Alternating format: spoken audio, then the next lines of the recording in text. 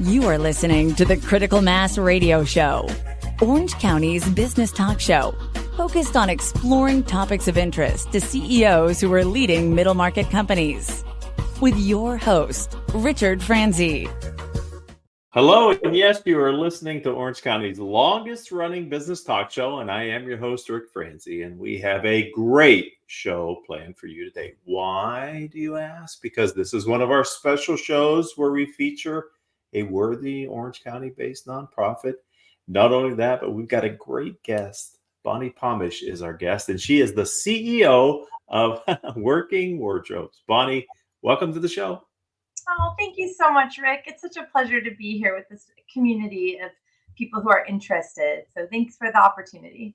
You're welcome. As you and I were talking before, it's been 10 years since we had someone from Working Wardrobes on the program. So we have a lot of ground to cover. But before we do that, I'm curious, can you talk a bit about your background and what it is about the organization that attracted you to join it 3 years ago and be the CEO and leading the organization now?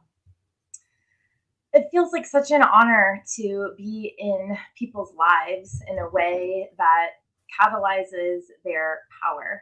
And it's been really important to me that the way I show up in the world is a way that uplifts my fellow humans. And so this role at Working Wardrobes is really giving me the opportunity to help individuals by building upon an incredible system that is a system of support. My professional career started back in Arizona, where I held multiple jobs in education and really was able to see how people could be transformed through academia. I was an assistant director of a local school district before moving here. And when I came to California, my original plan was to launch a consulting business for leaders. But I ended up accepting an offer at my community of faith, and I ended up working there for 12 years, ultimately as their executive director before taking the helm at Working Wardrobes. It's really such an honor to follow in the footsteps of our founder, Jerry, who not only created what we know, obviously, as Working Wardrobes, but also ran the organization for its first 31 years. To follow that up by helping people with a hand up to obtain employment and to really realize their dreams is, for me, a dream. To not only be helping each individual, but knowing that as a result, our entire community, our collective being is also enriched. So you have big shoes to fill, don't you? Jerry would say they're only size 6. Yeah, but they leave a big impression.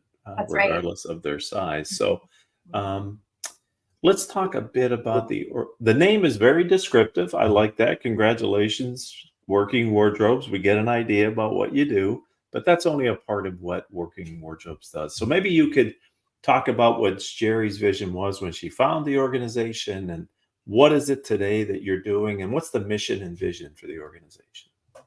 Rick, I love that you asked that question because it's probably one of the most important things that people walk away learning.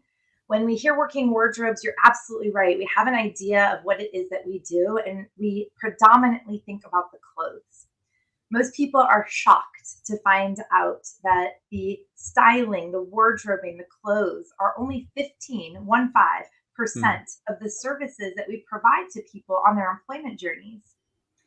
It is certainly 100%, though, of our roots. In 1990, when Jerry was, I think, called to action, and that calling for her was that she wanted to help women who had experienced domestic violence.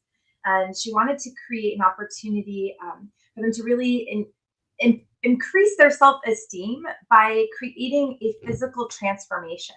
And so what do you do when you have a big idea like that? You call your friends and you start to collect resources and people that are going to help you create this vision in reality. And so that was what Jerry did. She and a handful of her friends gathered all the hairstylists and makeup artists, the clothes, the purses, the shoes, all the things. And they brought together 67 women from 6 different domestic violence shelters. And they created exactly what she envisioned, these transformations where you saw people really feeling proud and standing taller and feeling like the world was their oyster. And yet at the same time, they also discovered that next layer back was that we needed to help provide the resources so that these women could be self-sufficient through employment. And so this act of kindness evolved into what we know today as Working Wardrobes, which is a leading nonprofit that is helping men and women, youth and seniors, military and veterans, as well as people who've been involved in the justice system. We're helping all sorts of people, over 5,000 people every year, overcome all sorts of barriers to gainful employment. In fact, since we started in 1990, we have now reached over 125,000 souls on their entry to the or re-entry into the workforce. I always think about, gosh, that's a big number. But what really blows my mind is when I think about that one person changed and how they then have a network and a nucleus that they impact. And if you just say maybe 125,000 lives times the 3 lives that they each touched, right? Like these are compounding numbers that are what changes the world, one person at a time. So the way that we do it is really unique and special. We provide workforce readiness and these development services to anyone at no cost, and it's all individualized and provided with the utmost dignity. I think that Jerry had a real vision of how to elevate and how to bring dignity to life and for people to be able to see themselves in a different light. And so that has really been the impetus for this, what I call the secret sauce of Working Wardrobe. So that secret sauce is individualization and dignity. And yes, I gave you the recipe, but that's it. We start out with where a client is, we identify where they're headed, and sometimes that can be a big question to discover, like maybe we need assessments or job shadowing or some sort of mentorship. But once we identify what that goal is, we then map the road over anything that's in the way of a person achieving that. Sometimes we have to start at basic needs, and we really depend on partners. We partner with over 185 other organizations and people doing other amazing work. They do something that's different than what we do, and that's why we partner, right? So we catalyze maybe a organization that has housing expertise or medical help or whatever it is to wrap that service around the client. And then we start to close the skill gap. So it might require a certification training, maybe going to an apprenticeship or any kind of schooling. Maybe it's just soft skills, and we have all of those in-house curricular materials that we can provide. Might be the coaching and really just focusing on the mock interviews and how to answer those tough questions. Can be hard to explain why you were not in the workforce for 10 years or how it is that, you got to this place or this situation. And of course, once a client's resume is updated and we have trained them how to really tailor their search for jobs, we have done matchmaking. We have a job developer that really matches, our clients with positions. That sort of final touch, that 15% of what we do, is that wardrobing that's in our name. And this is a one-on-one appointment with a stylist where you leave not only feeling and looking like $1 million, but more often also with a headshot and the confidence to ace the interview. And we love nothing more than hearing someone say, "I got the job." Yeah, that's a comprehensive list of services that you provide to people. Nothing's more important than having a good job. In my opinion, it's the foundation for a healthy everything else. And without that, everything becomes harder and more challenging, especially in a high cost area like Orange County in Southern California, isn't it, Bonni? Yeah, that's so true. Do you also partner them with employers? Because you need to find jobs for these people. Absolutely. We also really tailor this experience, right? So of course we have lots of relationships with lots of different kinds of corporations that are hiring lots of different people for different roles. And so I literally often refer to our job developer as a matchmaker because sometimes there are multiple matches and there's the opportunity to really hone in on what a person's looking for and what they bring to the table. So absolutely. So it sounds that part of your mission is to help the underserved, and the history goes back quite a ways with Jerry. Um, what about a person who's been a stay-at-home mom for 10 or 15 years? Do you help that type of person as well here in Orange County? Absolutely. That's a great example of a person who likely has a gap in employment. And some of Right. the things that we might be teaching that person versus to look at themselves differently. And when we do that sort of exploration of what is the career goal, we are also going to discover what talents, strengths, experiences this person has had. And oftentimes we don't see ourselves the way other people see us. And so working with a coach can unlock that for you, right? Like maybe in that example, she may not see herself as a project manager. She may not see herself as, right, able Right. to perform tasks that are highly sought after. So a lot of that is teaching our clients not only how to see themselves, but how to speak of themselves, how to present themselves. And that's obviously in a conversation, but first it starts with the resume and being able to really tout what are your areas of expertise and experience that you're bringing into the workforce. Yeah, because maybe you don't have formal employment experience, but you have life skills that, That's to right. your point, that you can apply to a position. What about, other nonprofit organizations, leaders that have been on my show? They've talked with me about this silver tsunami. So I'm wondering, are you working with seniors as well who maybe have been right sized and need to continue or want to continue to work? Absolutely. In fact, I love the term, the silver tsunami.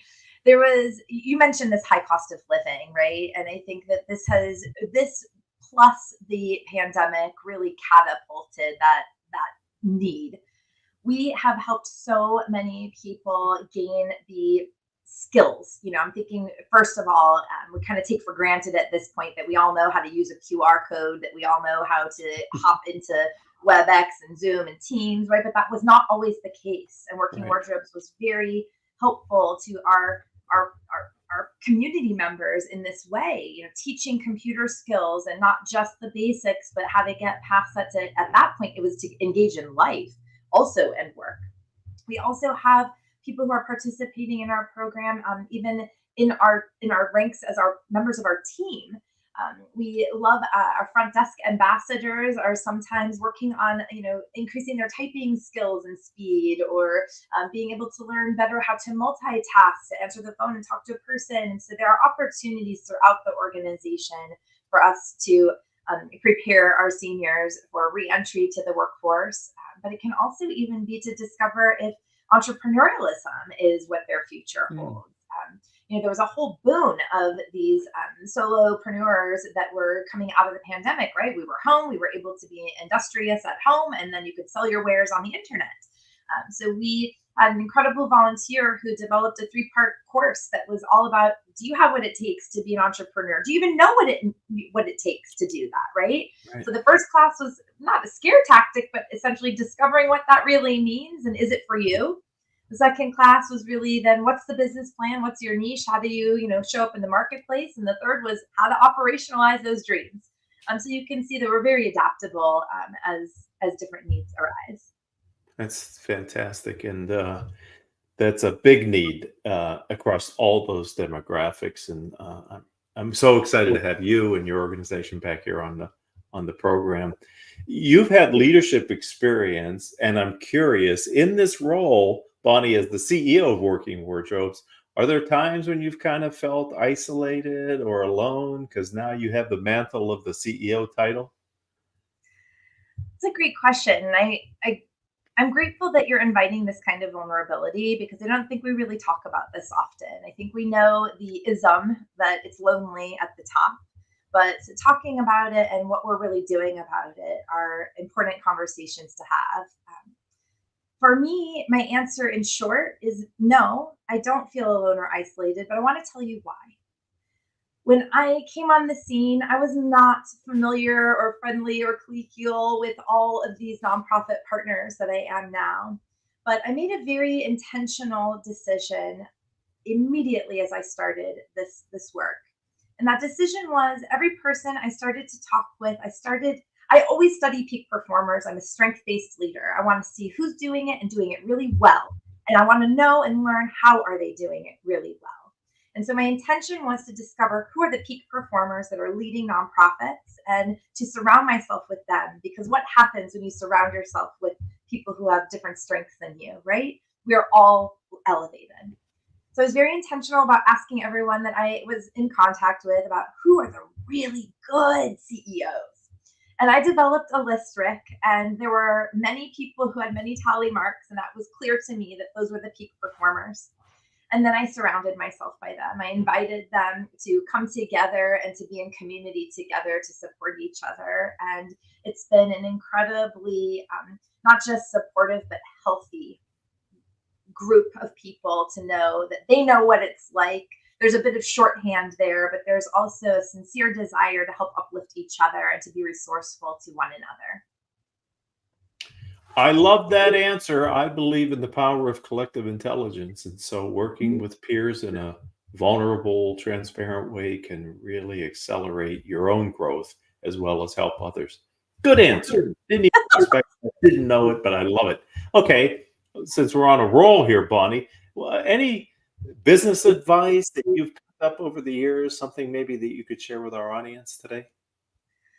You know, it's interesting because you asking me these two things back to back, they happened about at the same time. I was in, so Jerry and I had the opportunity to work at the same time together for about 3 months when I came to Working Wardrobes. And during that time, we recorded a podcast with our board chair, Cindy Karapagoshin, who we're going to be actually honoring at our gala on September 14th. And as we were stepping into the recording studio for that podcast, Cindy asked me, are you okay? Are you nervous? And I was like, yeah, I'm a little nervous. And she said, you know, why are you nervous? And I kind of said what you said, Rick. I said, big shoes. She's got big shoes. And Cindy's business advice to me is something I repeat to myself often. She said to me, Bonni, the only shoes you should be wearing are yours. And this invitation, this acceptance, this calling to don't you dare be anybody but you, wear your own shoes, has been something that I have preached and I have talked to and invited in other people. But when it was invited in me, somehow it unlocked something extra.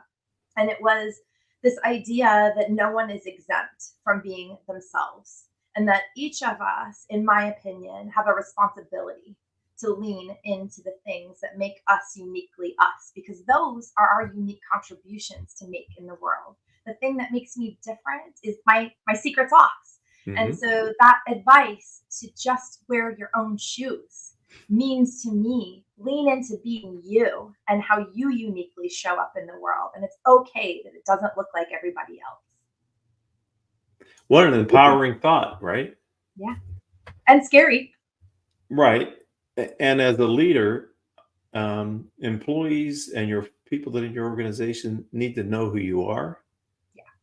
And sometimes if you're putting on a face, they see the real you and then they see this version of you and they get confused. And my experience is people enjoy leaders that are vulnerable and real.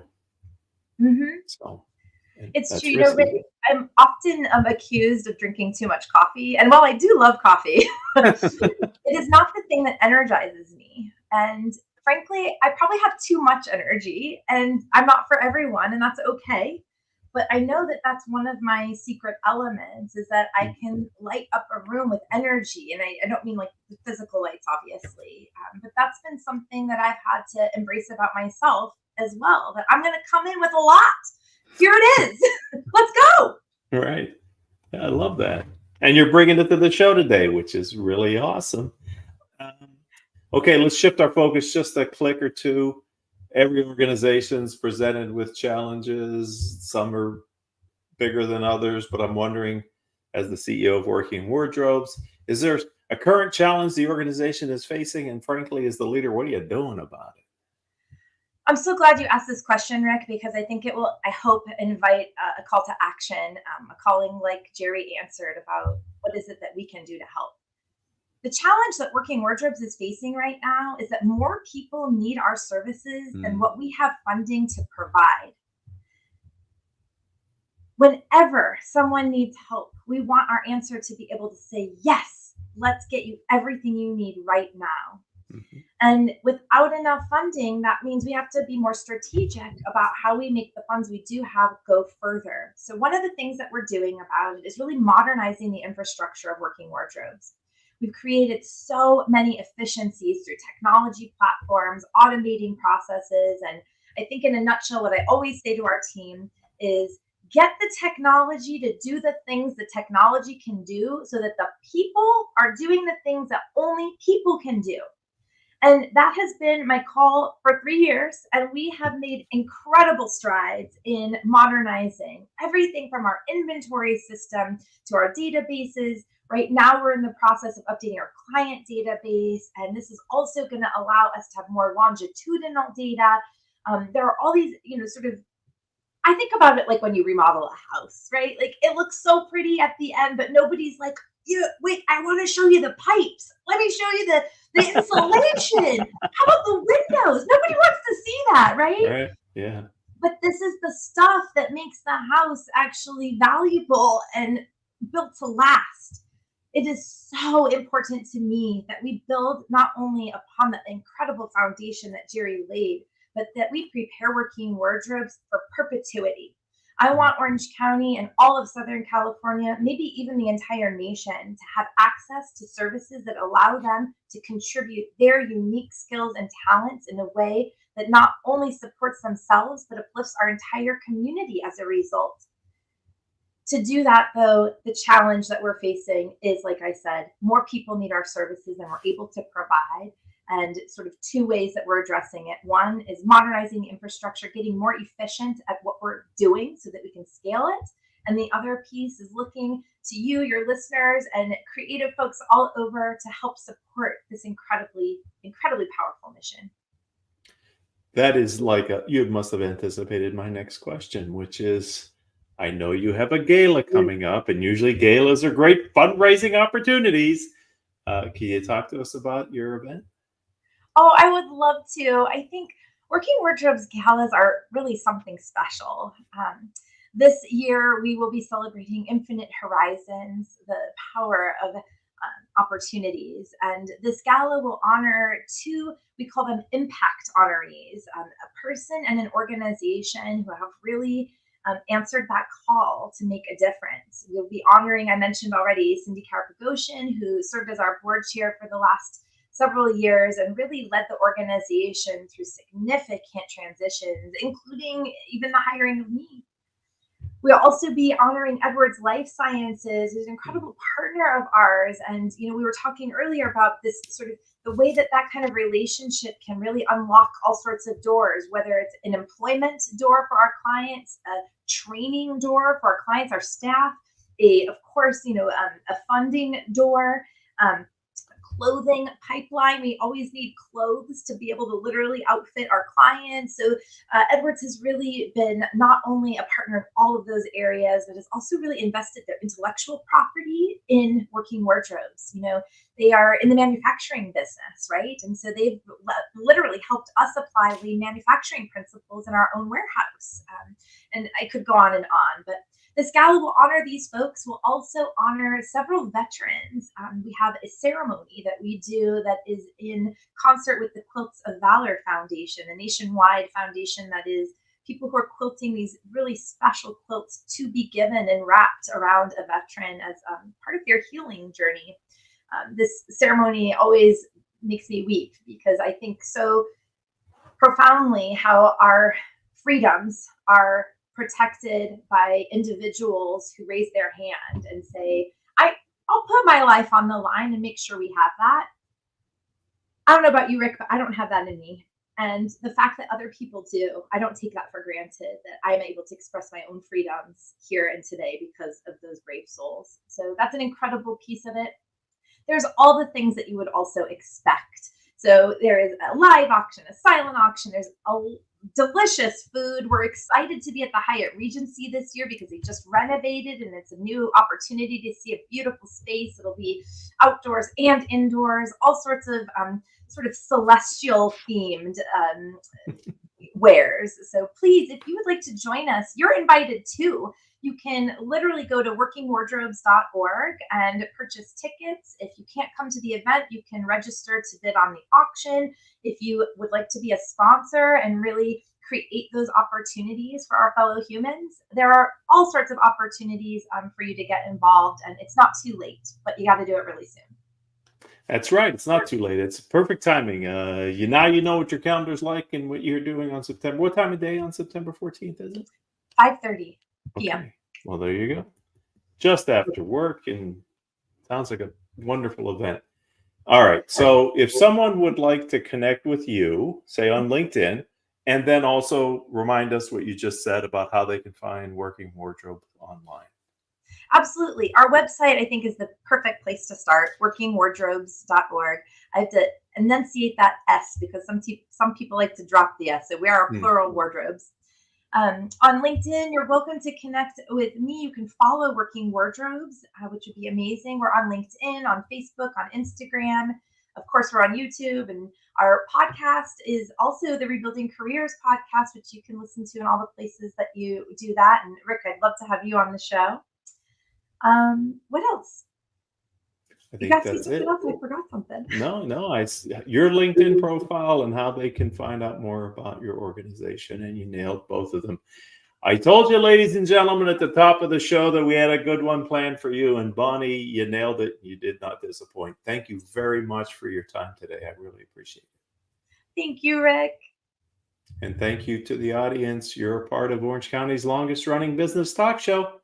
Bonnie's episode will join our catalog of over 1,500 episodes that we've done over the years.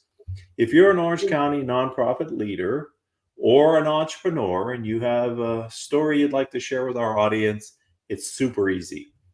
Reach out to me on LinkedIn. I'm Rick, R-I-C, Franzi, F-R-A-N-Z-I. If we're not connected, send me a connection request, put in the message that you'd like to talk about being a guest on the show. If we are a connection already, then just send me a message through LinkedIn. Between Haley, our producer, and myself, we'll be happy to get you ready to share your story with our audience. And until the next chance we all have to be together, I hope all of your decisions will move your organization in a positive direction.